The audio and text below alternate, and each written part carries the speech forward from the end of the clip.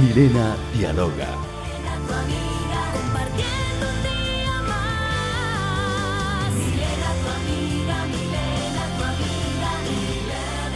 Un gran programa tenemos preparado para el día de hoy. Milena, adelántanos, ¿qué tenemos junto a tus invitados? Hola, hola, bienvenidos. Miércoles de Milena y los doctores. Yo sé que es un día que ustedes esperan porque todos aprendemos acerca de nuestra salud y hoy específicamente vamos a hablar de la apendicitis. Y la apendicitis es una condición causada por la inflamación del apéndice, que es un tubo de tejido cerrado en un extremo que se encuentra herido al intestino grueso, en la parte inferior derecha exactamente del abdomen. Cuando el apéndice se infecta o bloquea, se produce inflamación y los bloqueos pueden ser causados por materia fecal, cuerpos extraños, objetos o sustancias que han sido introducidos desde afuera o en raras ocasiones por un tumor. Pero para hablar del tema de la apendicitis, cómo nosotros podemos saber que estamos padeciendo incluso de una crisis de dolor de apendicitis, del apéndice, está con nosotros el doctor Carlos Vilá. Él es especialista en medicina biológica. Bienvenido. Gracias, muy amable. También el doctor Edwin Arevalo, cirujano general y videolaparoscopía. Bienvenido. Muchas gracias. Y el doctor Roberto Pablo Amaya, médico general de Clínica Corrales. Qué bueno que nos acompañen en esta tarde. Bueno, es importante que aprendamos acerca de los síntomas de la apendicitis porque pueden variar, pueden ser difíciles y a veces incluso es complicado diagnosticarlos, sobre todo en los niños pequeños que no nos dicen bien qué es lo que sienten los ancianos y mujeres también en edad fértil. Doctor, hablemos acerca de esa enfermedad. Bien, para comenzar es muy importante tener en cuenta que igual salen afectados niños, personas adultas y personas ancianas. Es más frecuente en los niños porque definitivamente están más propensos a infecciones. Los adultos pues ya tienen más bagaje de conocimiento inmunológico intestinal, entonces padecen menos de apendicitis. Pero sin embargo, hace 15 días tuve una apendicitis en la clínica, una señora de 72 años, se había aguantado 3 días de dolores y bueno, llegó a la clínica y nada que hacer. O sea, cuando es una apendicitis o una emergencia médica de cirugía, hay que mandarlos al hospital. O sea, definitivamente es hospitalario. Claro. Uno ¿Cómo puede se aguantó ayudar. 3 días? Ni yo lo sé. Francamente, ni yo lo sé. O Porque sea, hablemos acerca de la intensidad del dolor. Sí, es un dolor muy intenso, sumamente fuerte. La señora lo que pasa es que tenía mucho miedo al hospital. Oh. Entonces, eso le evitó el querer ir al hospital, pero los dolores son muy intensos. Sí, este es, claro. es algo que uno más o menos como, que no somos doctores, sabemos. Generalmente, ¿dónde te duele? ¿En qué parte te duele? ¿Cómo te duele? Sí. Es decir, porque son dolores muy, muy severos. Dice que también puede haber fiebre leve, vómitos o náuseas y en algunos individuos, particularmente en los niños, pierden el apetito, más o menos. Pero exactamente decíamos que es en un costado del cuerpo, entonces uno más o menos diagnostica, es decir, se sabe si es un dolor que aparece ahí, y fuerte, doctor. Sí, digamos, el dolor es el síntoma cardinal, ¿verdad? Entonces, el dolor es lo primero que aparece en esta enfermedad y normalmente la condición más presente en todos los pacientes es que se localiza inicialmente en el epigastrio, que es esta zona donde comúnmente todo el mundo le llama la boca del estómago, ¿verdad? Ahí se siente un dolor. Ahí se siente inicialmente, y esto es debido a un proceso embriológico, ¿verdad? La formación de nuestro intestino. Entonces comienza a nivel del epigastrio y se va normalmente dirigiendo hacia el ombligo, alrededor del ombligo, y finalmente se localiza en el cuadrante inferior derecho, ¿verdad? A la derecha. Sí, donde nosotros le llamamos fosa ilíaca derecha, ¿verdad? Es exactamente como por aquí. ¿Y cómo se hace? Digamos, el paciente llega con mucho dolor y entonces ustedes logran percibir, doctor, la verdad es que el diagnóstico. Todo dolor de estómago no se debe tomar a la ligera mucho porque es muy variable, dependiendo de la edad, niños, ancianos. Va cambiando. La cosa es no tomar a la ligera cualquier dolor. En las curiosidades que estaba leyendo, en Inglaterra describieron que hasta los reduce velocidades Cuando una persona tiene apéndice no aguanta ni siquiera los reduce velocidades. Porque te está Porque es un moviendo dolor todo. intenso. Exacto. Entonces La vibración, sí. siempre en cirugía tienen ellos ciertos tipos de palpación que se hacen con ciertos signos para determinar la intensidad del dolor y la localización y poder clasificarlo así como un apéndice porque tiene muchos diagnósticos diferenciales. Entonces... ¿por qué hay familias que no sufren, otras familias que sí sufren? No sé si es un poco hereditario o... No hay Se considera que puede haber un factor hereditario, ¿verdad? Así como el resto de enfermedades, porque sí existe esa particularidad que en la misma familia van apareciendo después con apendicitis, ¿verdad? Otro puede ser debido a los hábitos, ¿verdad? Los hábitos alimentarios, todo eso va contribuyendo. A mí me gustaría agregar algo precisamente a lo que dijo el doctor, o sea, por familias. Hay que tener en cuenta que por familia tú puedes ser intolerante a la lactosa o puedes ser intolerante al gluten, trigo, avena, cebada, centeno, y eso por supuesto te da un trastorno inmunológico. Y depende de dónde te afecte ese trastorno inmunológico de esas alergias, ahí te va a ir a afectar, puede ser que sea en intestino, puede ser en articulaciones, pero si tienes la mala suerte de que te afecte en intestino, entonces te puede dar las apéndices muy frecuentemente a nivel familiar. ¿Alguno de ustedes ha sufrido apendicitis? No. De los tres que tengo aquí. Bueno, solo familiares. ¿Así, alguien cercano? Sí, Sí, claro. Hermana. Y ¿cómo, no sé, corrieron al doctor? ¿Qué es que fue un dolor hicieron? tan intenso? Estaba yo bien pequeño también. Irónicamente mi hermana se graduó también de cirugía, pero la tenía, como el apéndice puede estar en cualquier nivel del cuadrante, ella lo tenía en una posición muy difícil de diagnosticar el apéndice. Gracias a Dios ahora hay ultrasonografías o tomografías que ayudan mucho más a ver si está rápido inflamado. el diagnóstico. Sí, aunque normalmente el diagnóstico es clínico, es de examinar al paciente y buscar los signos que para buscar las diferentes localizaciones, ¿verdad? Sí, porque no se va a abrir un paciente solo por abrirlo, es Sí. decir, existe en la literatura a nivel mundial un porcentaje que puede considerarse aceptable de una cirugía con un apéndice sano, que anda alrededor del 10 al 15%, ¿verdad? Pero como dice un axioma en cirugía, que más vale tener, ¿verdad?, un apéndice sano en la mano que uno perforado intraabdominal o adentro, ¿verdad? ¿Por qué? Porque no es lo mismo el manejo de un paciente que esté sana el apéndice, se recupera fácilmente. En cambio, si por no pensar en el diagnóstico se perfora, el manejo de este paciente es mucho más difícil, inclusive puede llegar a tener hasta un abdomen séptico, que quiere decir de que el abdomen entró a una fase de infección grave que puede incluso llevarlo a la muerte, ¿verdad? Entonces es preferible quitar un apéndice sano cuando hay mucha duda, ¿verdad?, a dejarlo adentro, aunque sí existen ahora la ultrasonografía, tenemos la tomografía, pero normalmente el diagnóstico debe ser clínico. Como es tan rápido, ¿verdad, doctor? Exacto.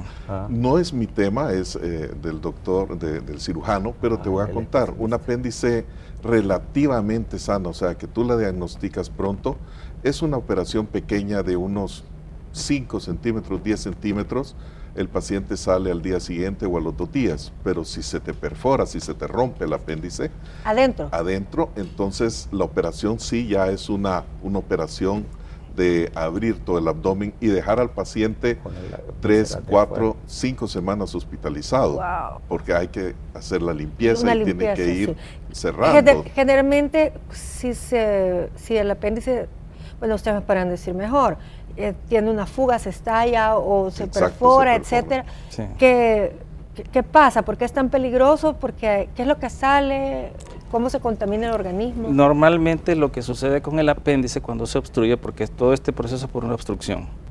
Ya bien lo decía el doctor, ¿verdad?, y lo decía usted al principio del programa, que puede deberse a heces fecales, a cuerpos extraños, semillas, pueden ser también parásitos, ¿verdad? Todas esas, pero la mayoría, sobre todo en los pacientes ya jóvenes, que donde tenemos nosotros mayor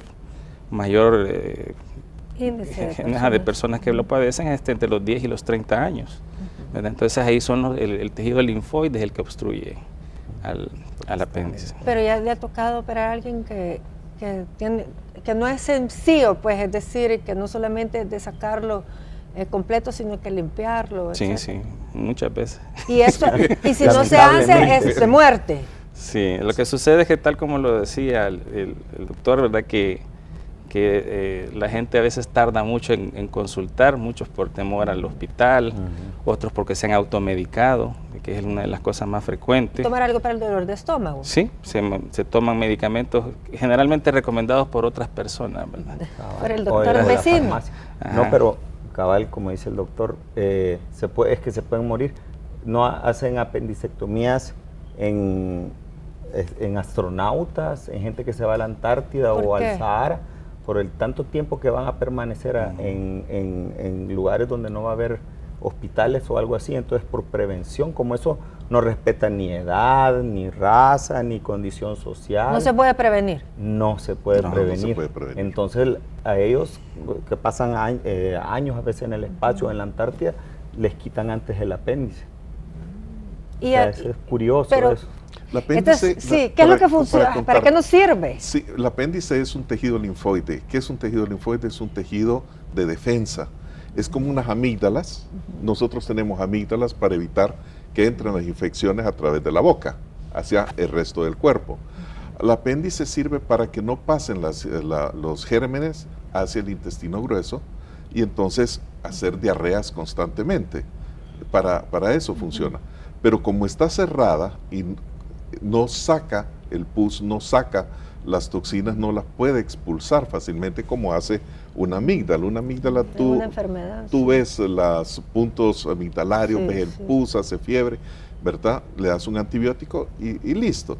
En cambio ahí no, ahí se inflama, como es cerradito, se inflama y al irse inflamando es el dolor, hasta que como ya no tiene ninguna salida, se revienta, estalla, ¿verdad? Y entonces sale el pus, salen las heces, que se irradian a todo el abdomen, entonces se llena todo el abdomen de heces y ahí es cuando hablamos de un abdomen séptico y donde tienen que ser una operación mucho más complicada o posibilidades de muerte. Exacto, lo que le decía, si una persona no se atiende puede morir. Exactamente. Doctor, y estaba leyendo hace poco que tal vez había encontrado una utilidad también ahora que se está hablando tanto de los famosos probióticos para la flora intestinal, como un reservorio de probióticos para alimentar la flora intestinal y tener un sistema inmunológico, pero también son solo teorías, como dice el doctor. Es mejor tener un apéndice bueno en la mano, es genial, que un apéndice regado con heces y pus dentro del estómago. Mencionó lo de las semillas. Eso es bien raro. Pero es rarísimo, es más frecuente en los parásitos. Sí, aquí sí, pero lo más frecuente son los tejidos tejidos linfoides. ¿Cómo? Como en El Salvador. Pues, semillas de guayaba. ¿Sí? Las semillas de guayaba, de nance, se comen las semillas. A veces también los enemas. Los enemas de bario también pueden quedar ahí. Sí, el bario se endurece y tapa el apéndice, porque tal como le decía el doctor, es un tubito. ¿Verdad? Sí, pero hay gente que tiene esas malas prácticas de comerse semillas, etcétera. Entonces, es de evitar. O al menos masticar bien, ¿verdad? Sí, Depende todo cómo está tu intestino. Si tu intestino tiene una buena movilidad intestinal, o sea, si vas a defecar 2 veces al día, que es lo normal, las semillas van a pasar fácil. Pero si tú tienes una colitis persistente que todo el tiempo te está doliendo un poco, que caminas dobladita hacia adelante, que al hacer ejercicio te duele la espalda mucho, entonces ahí tienes un intestino inflamado. Si tú comes esas semillas o comes mucha comida con toxinas, y ese sí es mi campo, entonces el intestino va a estar inflamado y por supuesto entonces el apéndice va a estar permanentemente inflamada hasta que llegue un punto en que ya no tolera todo eso que le estás metiendo y entonces hablamos de apendicitis. Hablamos de apendicitis. Bien, nos vamos a ir a un corte. En el tema médico de este día estamos conociendo más acerca del apendicitis.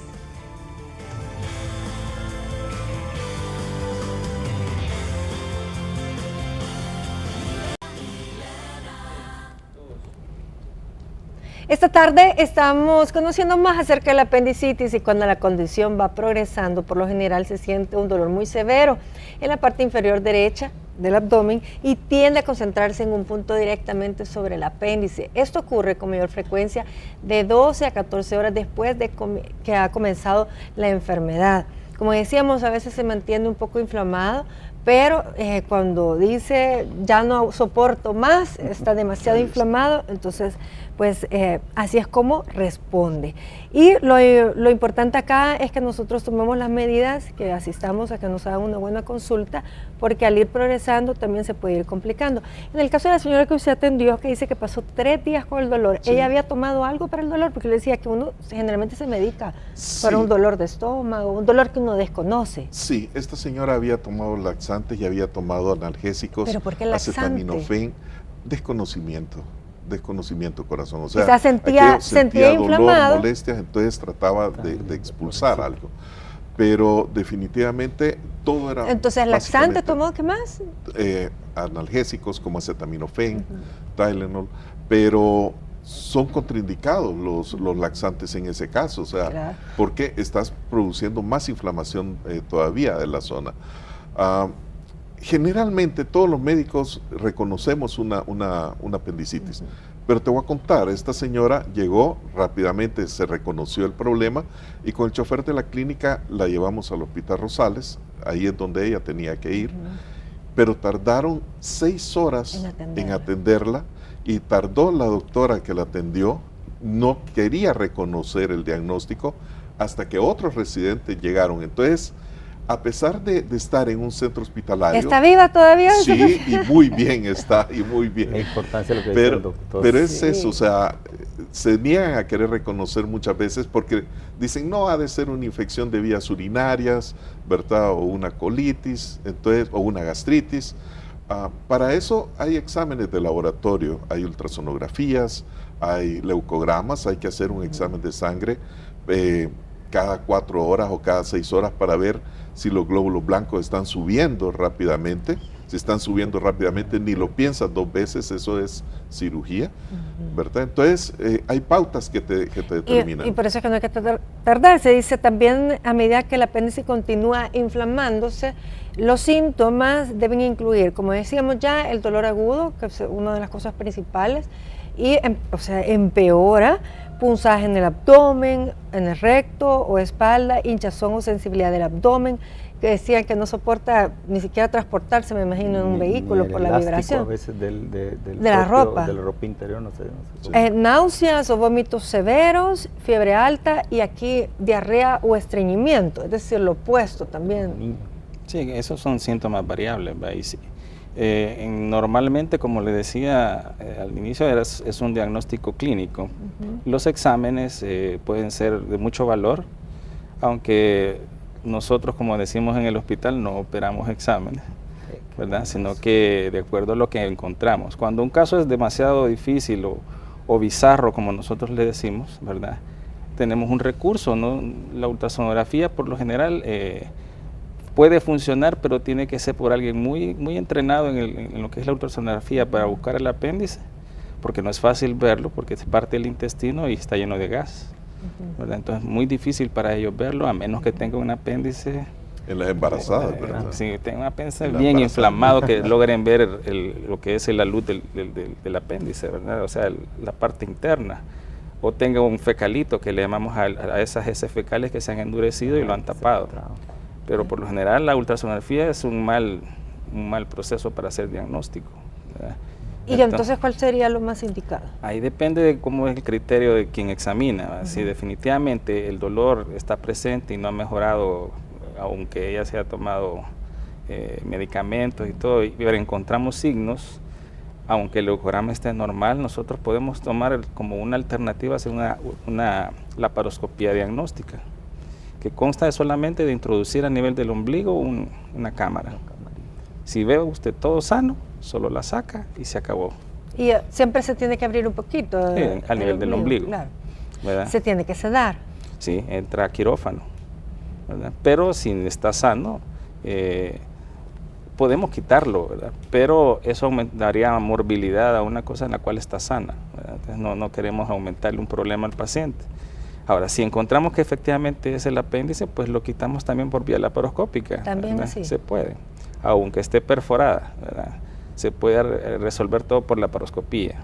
Para evitar esa gran cicatriz. Así, de la que inclusive es mejor haciendo un buen lavado, dejando todo lavadito, los intestinos y todo, y habiendo sacado todo ese líquido y dejando siempre un dreno, ¿verdad? Fácilmente el paciente se evitó de una laparotomía, ¿verdad? Bueno, y fíjense que cuando el apéndice se rompe, porque aquí es algo bien curioso, dicen que pueden sentir menos dolor, es decir, por corto tiempo, sentirse mejor, quizás porque como una, como está cediendo en ese salieron momento. los gases, no sé. Es como un quizás, absceso, Ajá, entonces como un absceso que se explotó. rompe.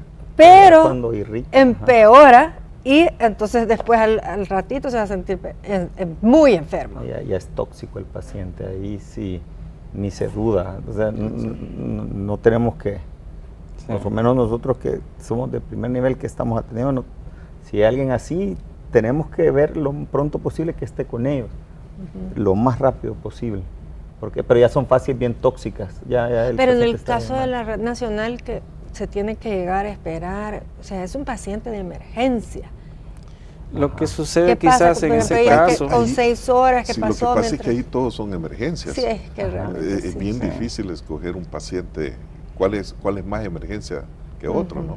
además de que en los hospitales, tanto de la red nacional como el Seguro Social, el dolor abdominal siempre es primero evaluado por el internista. Entonces, cuando el internista, al evaluar al paciente, ya sospecha que es una apendicitis, cuando se lo presenta al cirujano. Entonces, ahí puede ser una tardanza. Y generalmente cuando lo presentan, ellos ya, para que uno los evalúe, ya le tomaron exámenes, entonces esperan los resultados, ¿verdad? Exacto. Entonces, cuando ya uno lo examina y dice, es apéndice, ya prácticamente casi el camino está libre para operar, ¿verdad? Sí, es que también hay muchos diagnósticos diferenciales, Sí. desde simples infecciones de vías urinarias o problemas ginecológicos de la mujer, a un gastroenteritis, es bien amplio, entonces es bien difícil. Y en el para caso de ellos. los niños, que es complicado porque los niños no expresan mucho, no saben cómo decir dónde les duele, es más complicado. Sí, en los niños, digamos, una de las cosas que uno tiene que estar pendiente es su actividad, ¿verdad? Si es un niño muy Puede activo saltar, y de repente ya no lo está acostadito o Y se toma... se pone quieto y usted lo sabe que él no es un niño que es quieto, ¿verdad? Entonces uno debe comenzar a sospechar que hay un problema. Es obvio, entonces al tocarle el abdomen el niño puede expresar dolor. Normalmente los niños tienen, digamos, la desventaja que tenemos nosotros los adultos, que ellos no tienen muy desarrollado el tejido linfoide y el tejido inmunológico. Entonces generalmente, por la mayoría de veces, cuando se diagnostica apendicitis ya se ha perforado. Wow. ¿Verdad? Entonces Sí, se complicó. está complicado. Entonces la mayoría de niños, estamos hablando de niños menores de 7, 5 años, ¿verdad? Entonces cuando se operan ya están perforados. Y Pero hay al que mismo hacerle la tiempo tienen limpieza. una gran facilidad de mejorar, increíble, Se ¿verdad? recuperan rápido. Se recuperan rápido. Sí, como regla general, yo diría que si un niño te presenta dolor abdominal, que no se puede mover, que tiene fiebres, mejor lo llevas al hospital. Excelente. Mejor lo Sí, llevas cabal. a la red Dolor hospitalaria abdominal en y niños. ellos se van a encargar de hacerle los exámenes, ya sea red privada o red nacional, o seguro social, pero hay que llevarlo al hospital. No perder el tiempo llevándolo a una perder el tiempo. consulta En al pediatra, por ejemplo. Sí, no, en verdad te digo, lo puedes llevar al pediatra, pero el pediatra te lo va a mandar. Entonces hemos perdido tiempo. Tal vez sí, tal vez no. Depende qué tan intenso es el dolor y cuánto tiempo lleva con el dolor. Pero si, por ejemplo, te aparece el niño con su dolor en la noche, no vas a esperar hasta en la mañana, ¿verdad?, para llevarlo, sino que lo vas a llevar a una red hospitalaria. Y es lo que decíamos, ¿cómo se trata una mujer embarazada? ¿Cómo? Es cirugía. Arriba, ¿va? Es cirugía. Y dependiendo del tiempo, de la edad gestacional que tenga, o sea, del tiempo de embarazo que tenga, el apéndice va ascendiendo, tal como decía el doctor. Va subiendo y entonces uno tiene que, más o menos a la edad gestacional, ir buscando el dolor en el sitio, ¿verdad? Pero así como en la embarazada, puedes también tener lugares atípicos de localización el apéndice en una persona adulta, ¿verdad? Puede ser tan arriba como debajo del hígado, ¿verdad? Irse para atrás del mismo ¿Por qué? intestino. A nivel de cómo ha rotado en su momento Una bolsita que rota. de formación del intestino, ¿verdad? Entonces puede ser que el ciego de donde depende el apéndice se ha quedado fijo más por debajo del hígado, o sea tan largo que la punta del apéndice, que puede ser que generalmente es la más inflamada, esté debajo del hígado. Ahora, si hablamos que una de las causas son los parásitos, ¿cómo deberíamos nosotros entonces cuidarnos? La verdad es que prevención de apéndice realmente no hay una pura amplia así, tener un reglamento. Pero en estos países que son endemias de parásitos, siempre hay que estar haciendo exámenes regulares, o si no la desparasitación rutinaria, porque... ¿De la familia? Ajá, de la familia entera, porque si no es un ping-pong, los parásitos, y los ascaris o las tenias son las que más se meten ahí. No es tan común, pero ya un niño que está rebalsando de parásitos, lo que decía el doctor, cómo tiene el abdomen, cómo está funcionando, está bien, tiene un buen tono, un buen funcionamiento. O imagínese una persona muy obesa, cómo examinarlo también, ahí también es diferente. Son casos difíciles también. Casos bien difíciles cuando son bien obesos. Porque no se puede... Sí, la pared abdominal es bastante gruesa, entonces bien difícil. La laparoscopía tiene que ser. Pues lo ideal para ellos sería la laparoscopía, porque la pared... Antes que no existía la laparoscopía... Tocaba la laparotomía, o sea, abrir todo. Wow. Exacto, son operaciones mucho más riesgosas, mucho más problemáticas para el paciente, y además ya no es una operación de una semana de recuperación, sino que ya estás hablando de 1 mes, 2 meses. ¿Tanto así? Sí, porque te abren todo el abdomen, Sí. pues. El solo que cicatrice eso cuesta. Sí. Más con tanto tejido grasoso y todo eso es bien complicado. Pero en la red nacional lo están haciendo también vía... laparoscópica. Sí. No Ahí sé tiene realmente. que ser... En el seguro sí lo hacemos, ¿verdad? Porque eso se requiere pues también una habilidad. Casi todos estamos entrenados para ello. Exacto, se necesita entrenamiento. Entonces, si me dicen que es mucho mejor, incluso para recuperarse, es lo más sano que se haga. Es lo más sano. Es lo más indicado en este caso. Ahora, en cuanto a dolores abdominales, para no confundirnos, sabemos que entonces en el lado derecho, precisamente estamos hablando del tema de hoy. ¿Y qué pasa cuando duele el otro lado, el izquierdo? Normalmente los órganos que están al lado izquierdo, estamos hablando de colon, ¿verdad? Y en el colon y sigmoides, que es la parte final del colon antes de entrar a lo que es el recto, este lado del intestino lo que más presenta generalmente ya en personas mayores son unas cositas que nosotros le llamamos divertículos. Son unas bolsitas que asemejan prácticamente como que fuera un apéndice. O puede ser una persona también que tenga una condición que es rarísima, pero que se llama situs inverso, que es cuando el intestino no rotó adecuadamente y todos los órganos que deberían estar en el lado derecho están en el izquierdo. Es otra de las condiciones. Y cuando hay piedras en la vesícula, es que estábamos hablando. Sí, o también pueden haber en el riñón. ¿En qué áreas? En el riñón pueden haber dolores referidos a ciertas partes que pueden ser parecidas al apéndice. O sea, siempre hay que descartar un problema urológico en el hombre, y en la mujer una enfermedad pélvica también, o en sus ovarios, más cuando es de este lado. Pero como el apéndice que comporta bien, es bien mal portado, porque sí da vueltas y todo eso, cuadros bien confusos a veces. Entonces, eso es... Ignorabas que se movía.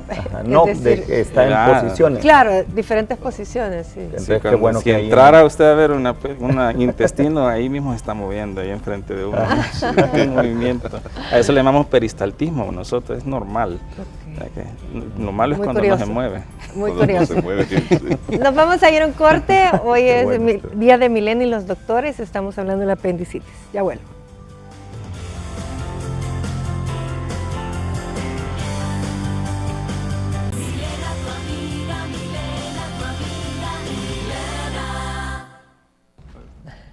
Bueno, en el bloque comerciales pues surgió la curiosidad de qué tamaño es el apéndice y hasta dónde puede crecer, y aquí pues me estaban contando algunas historias también lamentables de mala praxis, y decía que hasta 30 centímetros o más. Eso es lo más largos. Los más largos. Son insólitos, no es común. Y pueden incluso ver más grandes, o sea, eso es bien variable en las personas, ¿no? Pero sí, quizás más que mala praxis, diría yo, que lo que sucedió en el caso que estábamos hablando. Cuéntelo bien. Es de un paciente que fue operado en un hospital, ¿verdad? Nacional. En un hospital nacional, sí, pero el dolor persistió, ¿verdad? Le habían hecho inclusive una laparotomía. Entonces, O sea que había sido bien fácil también bien para fácil poder verlo. visualizarlo. Sí, entonces, pero sucedió de que el paciente continuó con el dolor y empezaba a ponerse séptico, es decir, una infección severa. Entonces nos llamaron para evaluarlo y al verlo decidimos abrirlo nuevamente. Al encontrar... Pero no le hizo la costura transversal. No, ya tenía la cicatriz. Entonces Ahí solo mismo, retiramos sí. los puntos y ahí mismo entramos. Entonces cuando entramos lo que nos sorprendió, porque nos habían llevado inclusive la muestra del apéndice que habían quitado. Y era grande. Era grande, ya tenía como unos 10, 15 centímetros. Y encontramos un apéndice quizás un poquito más largo del que estaba afuera, como unos 20, 25 centímetros, que se había ido debajo de unas capitas que tiene el intestino y por lo tanto eso los había confundido, ¿verdad? Y ahí entra que ver que más que mala praxis, que yo creo que fue experiencia, experiencia de quien operó, ¿verdad? Y como sacaron y dijeron ya estuvo, ya era suficiente el Ya era tamaño, largo. se confundieron y había quedado otro poco por ahí. ¿Cómo no Y se murió este paciente? No, el ¿O es- diagnóstico, como dicen, Pues- persistió el dolor y todo eso, Sí. y ellos indagaron de que seguía tóxico. Sí, el inclusive paciente. nosotros pensábamos que lo que se había sucedido es que el muñón, que es lo que queda del apéndice, porque queda como un medio centímetro más o menos de apéndice para poder hacer el nudo, ¿verdad? Entonces no lo hallábamos en el ciego, que es donde normalmente nace. Entonces, como norma principal, para buscar el apéndice uno tiene que ir a su nacimiento, donde sale en el ciego. Y curiosamente el muñón estaba hasta arriba a lo que nosotros llamamos flexura cólica hepática, ¿verdad? debajo del hígado, y ahí estaba el nudito y de ahí estaba saliendo el pus. Entonces se dieron cuenta que estaba a otra parte. Yo dije, porque empecé y vi digamos, el apéndice nace en el intestino en la confluencia de unas cositas que nosotros llamamos tenias, y en el intestino son 3. Las tres tenían. ¿verdad? Entonces ahí llega. Entonces, cuando vi, sentí, palpé y vi que el apéndice iba subiendo en el intestino y llegaba hasta donde les mencionaba, y ahí estaba el nudito.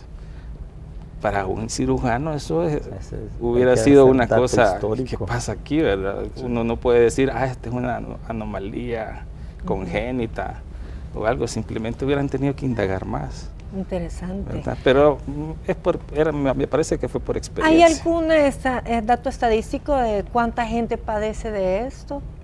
¿De apendicitis? No sé. Se menciona que a nivel mundial es el 8% de la población. Como 250,000 personas, más en varones que en hembras, pero eso va cambiando. Y como decía el doctor, en los diseños de la vida donde el tejido linfoide está más activo, que son la segundo y tercera décadas de la vida.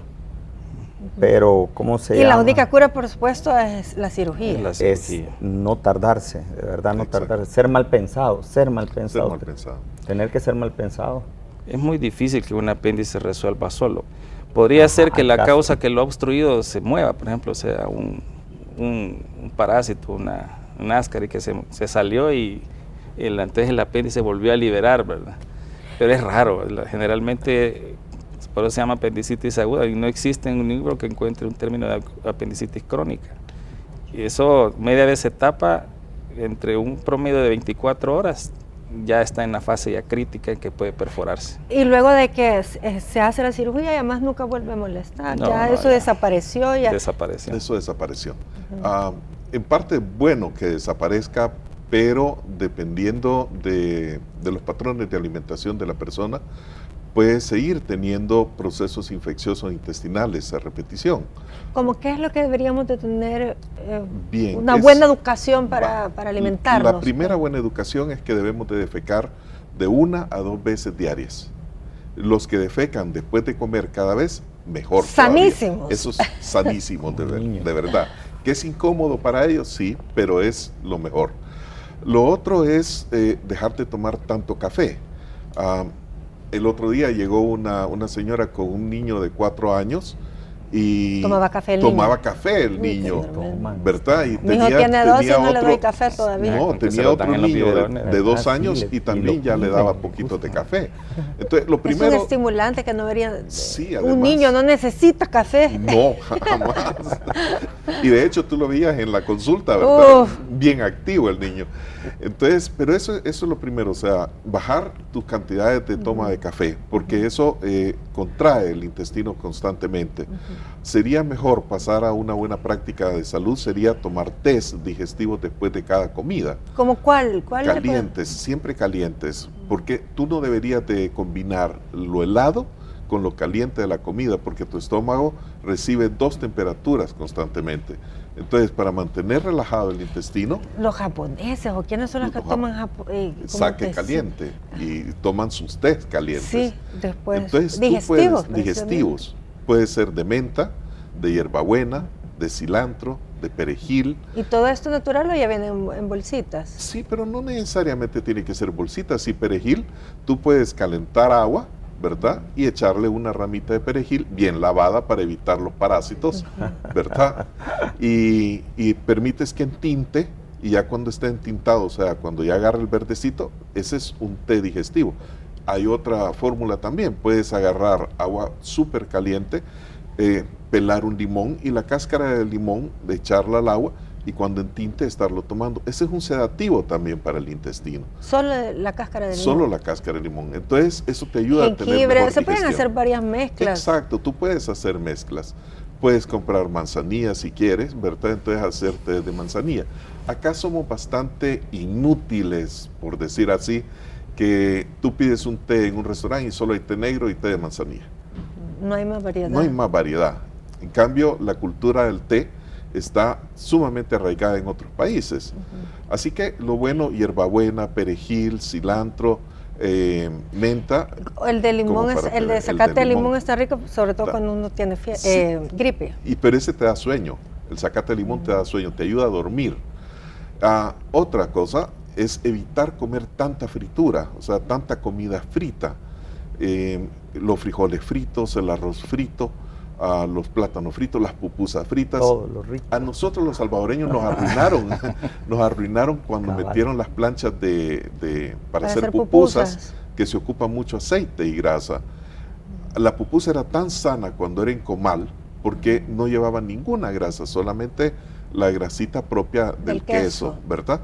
Pero ahora no, ahora es tanta fritura. Un desayuno normal de un salvadoreño son pupusas fritas, frijoles fritos, café, plátanos fritos, crema, que también es grasa.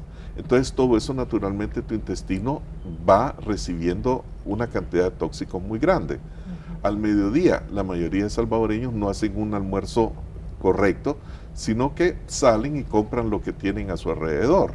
Entonces, o frutas que tienen parásitos o mal lavadas, o ensaladas mal lavadas, o comen también otra vez cosas refritas, acompañados de una gaseosa, o simplemente se comen un churrito, o un tortrix, o un pan dulce, ¿no?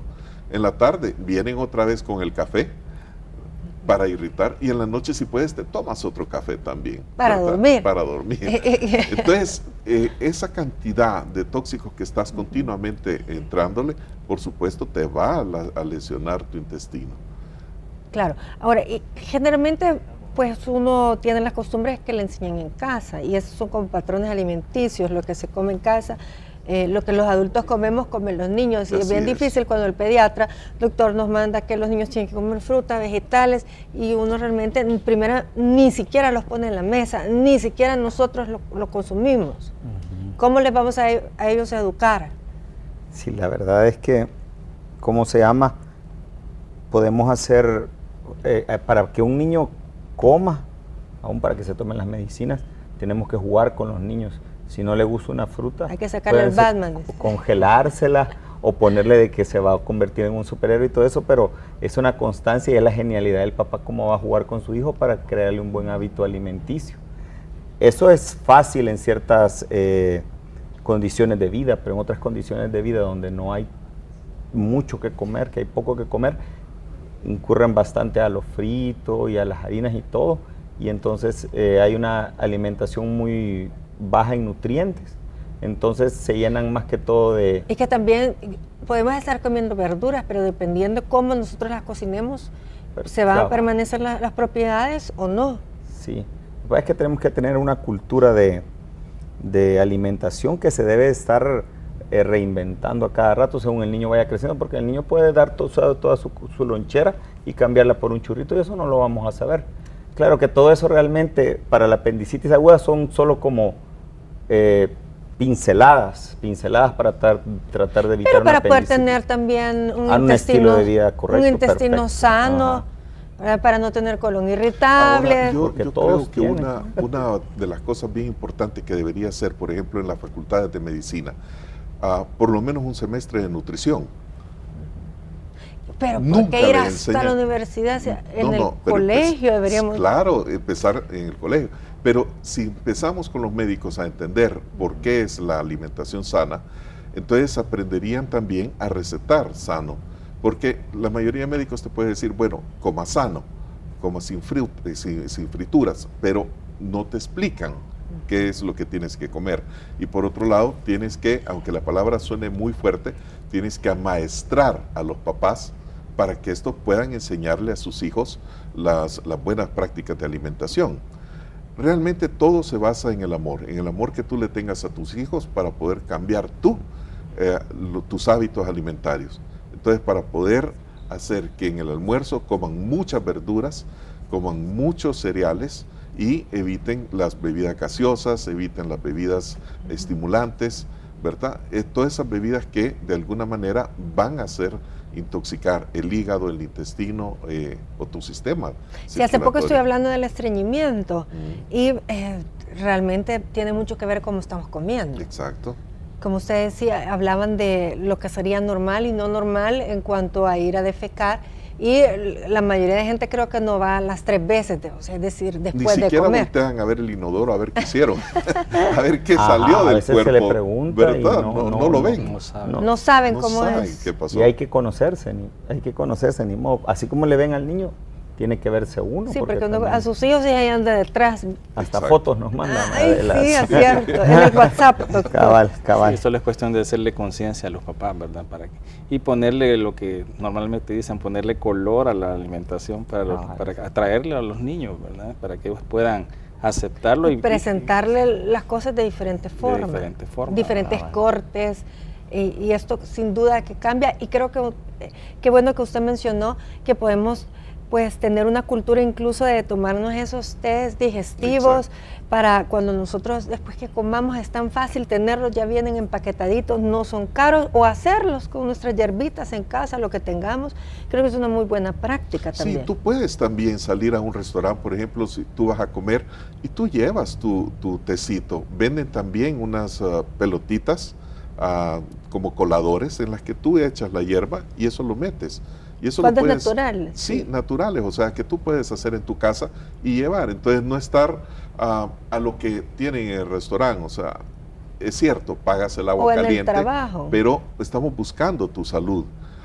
También esa otra costumbre de tratar de tomar el refresco más grande, el tongolele, sí, ¿verdad? Con mucho hielo azúcar. Y todo, con mucha azúcar, pero también mucha agua. Tu intestino, tu estómago está especializado para poder romper las proteínas, los carbohidratos, etcétera, con los jugos gástricos. Pero si tú le echas esas grandes cantidades de refrescos a la hora de comer o de agua a la hora de comer, entonces tú estás diluyendo eso. Bueno, les agradezco mucho, hemos aprendido bastante.